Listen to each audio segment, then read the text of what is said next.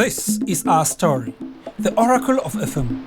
Welcome, fellow seekers of forgotten legends, to another enthralling chapter of our story.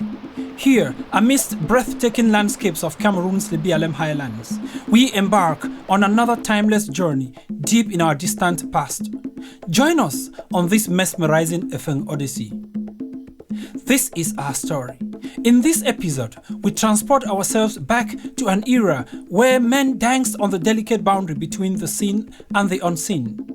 A time when spirituality intertwined seamlessly with the physical world.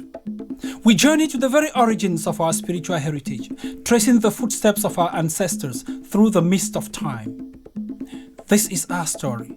This is the Oracle of Efeng. You are welcome. Stay tuned. Once upon a time, in the heart of Lebialem forest, where the ancient cliffs whispered secrets and the trees cradled the weight of time, the voice of Atemangwat Fokunjong ricocheted in the dry air, carrying with it echoes of the people's angst. His words, a symphony of tradition and reverence, soared through the sacred cave of Wondam, the conduit to the world beyond, where the spirits of the ancestors resided. O great spirits of our lineage, hear us. The land is a barren canvas, the rivers mere whispers of their former selves, and our people teeter on the edge of oblivion. Their thirst for your grace knows no bounds. Bless us with the gift of rain, that we may drink from the heavens once more. Grant us the respite to avert the impending catastrophe that looms over us. The Wondam Shrine, the most sacred cavern in the kingdom, nestled at the heart of this sacred forest, was a place where time and myth intertwined, where a very thin veil separated the mortal realm from the divine. The Wondam Shrine, a cave carved by time's chisel or by human hands long forgotten. The cave embraced secrets older than memory. Here, Fokunjong's forebears had knelt in reverence, offering gratitude or beseeching the divine counsel. Now, he and his confidants came bearing sacrifice and supplication, imploring the ancestors to sway the heavens. He had come with his trusted allies, prepared to make offerings and beseech the ancestors to intervene on their behalf, to implore the divine to send forth the rain. He continued addressing his ancestors. We have honored the ancient rites, many times, presented offerings of our most cherished possessions, yet no response. We burn still under the scorching sun. We have come again to plead with you to stir the skies, to coax the rain to descend upon our parched earth. Fokunjong took a deep breath. For a while, his gaze fixed upon the ceremonial bonfire crackling at the threshold of the sacred cave. Our people look to us for guidance and for hope. We cannot falter in our pursuit to bring relief to our land. Yet, we are mere mortals standing before you. You who straddle the realm of the divine and the mortal. Only you can shake down the rain from its locked pool up in the sky. With a movement of his head, the Atemangwat turned his gaze to the intricate carvings adorning the mouth of the cave, as if expecting a tangible response from the ancestral figures. He raised his ceremonial staff, firmly planting it into the hardened earth. Despite the aridity that gripped the land, the force of his conviction was enough to drive the staff into the stubborn ground. His thoughts drifted back to the very beginnings of the Njenakong clan, a story that unfolded several centuries ago. Njenakong, one of the 5 kingdoms of the Kermazo tribe, had emerged from the shadows of its neighboring kingdom of Njenatet after a tumultuous succession dispute. Akanjio, the defeated contender, and his supporters had journeyed into the fringes of the Lebialem forest and founded Njenakong. Over time, the settlement attracted many more settlers and blossomed into the leading kingdom of the Kermazo tribe. For generations, Njenakong had basked in the stability and prosperity. until the malevolent drought descended upon the land, rendering it desolate and lifeless. Day after day, the people gazed heavenward, their eyes heavy with concern. Crops withered, and once lush landscapes transformed into desolate wastelands. The proud inhabitants, once exalted, now found themselves not only humbled, but on the precipice of despair. Where once tranquility reigned, the land now bore witness to the struggle for survival. In times past, the people would turn to their kings for solutions to challenging situations. But this time, the palaces of Kramazo country proved ineffective. Faced with desperation, each king of the Kramazo clans sought the aid of their most potent Bagangafu, the shamans of old who had always been instrumental in times of crisis. These ancient mystics chanted incantations and performed intricate rituals, hoping to summon rain from the heavens. Alas, their efforts were in vain, and the sky remained as unyielding as ever. Even the renowned rainmakers, those revered for their ability to conjure storms, found themselves powerless against the unrelenting drought. A chasm had emerged between the people and the nurturing embrace of Mother Nature, sowing fear as their livestock succumbed to the scourging heat. The spectre of impending famine cast a gloom over every Kramazo heart. Fokunjong entered the shrine while the rest of the team remained at the entrance. A few minutes later, he came out of the cave looking even more solemn than before he went inside. He did not say anything to anyone. The crowd of assistants who had accompanied Fokunjong split in two, creating a passage for him to go through and take the lead on the homebound journey. After the team had walked for about 20 minutes in tense silence, Nkweta Alemjo, the steadfast lieutenant king of the Njenakong throne, coughed to break the silence. Then he addressed the king. Perhaps, Achiebuo, it is time to reach out to the other kingdoms of Kramazo and seek collaboration. If the mystic forces of Kramazo unite, we may be able to produce a louder lamentation. That is very true, Nkweta, Fokunjong exclaimed, his eyes alight with newfound hope. And thus, messengers were immediately dispatched to the other four kingdoms of Kramazo country. In a mere 3 days, Fokunjong succeeded in securing the consent of his esteemed counterparts. It was agreed that Njenakong would host the inaugural meeting, where the nature of the sacred rites to be performed would be deliberated. The conclave, veiled in secrecy, was reserved solely for the kings and their trusted confidants. But word about the meeting of royals soon went round the entire Kramazo country. On the meeting day, the population came out in their numbers. The courtyard of Njenakong Palace swelled with the expectant population. Meanwhile, inside the meeting room, in Fokunjong's inner palace, the air was heavy with the weight of impending decisions.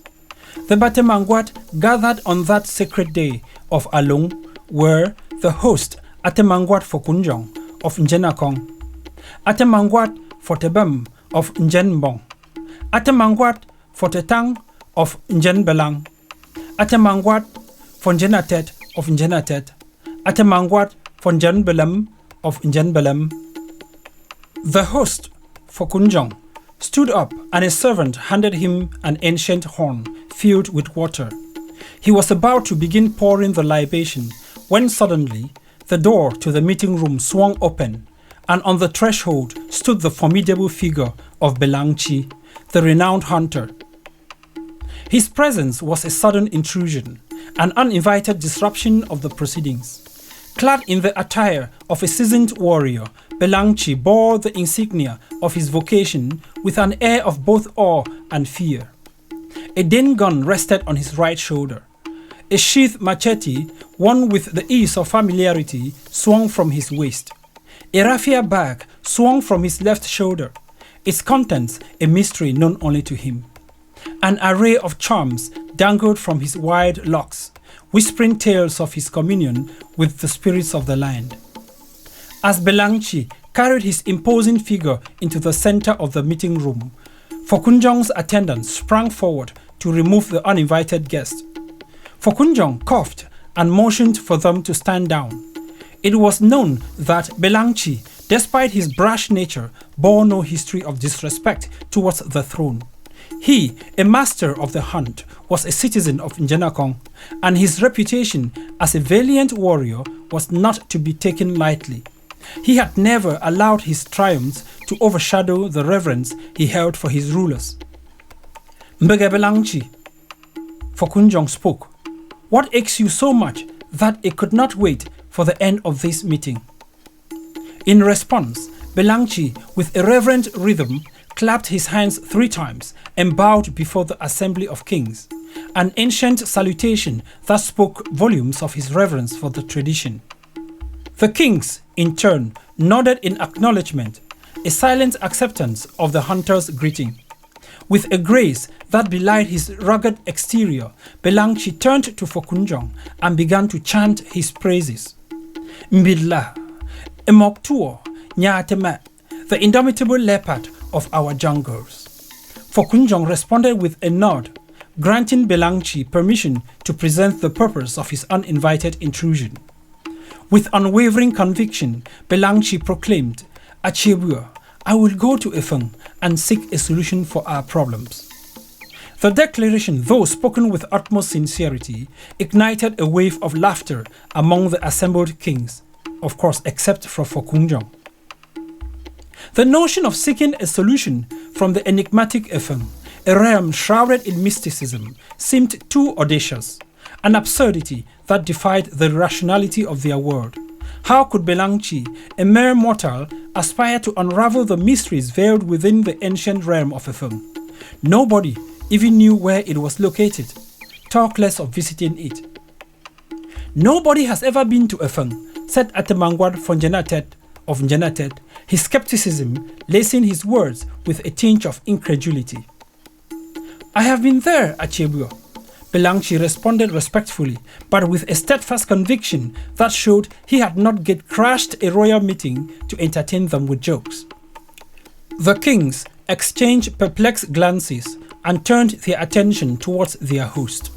Fokunjong, his countenance marked by a subtle air of resignation, shrugged his shoulders before recounting a tale that lingered on the fringes of belief and skepticism. Mbeke Belangchi once got lost in the forest for 4 days. When he was finally found, he claimed that he had been taken down to Efeng, Fokunjong said nonchalantly. Belangchi stood in the assembly of kings but felt lonely. The tone in Fokunjong's voice was evidence that Belangchi's account had never garnered unwavering belief.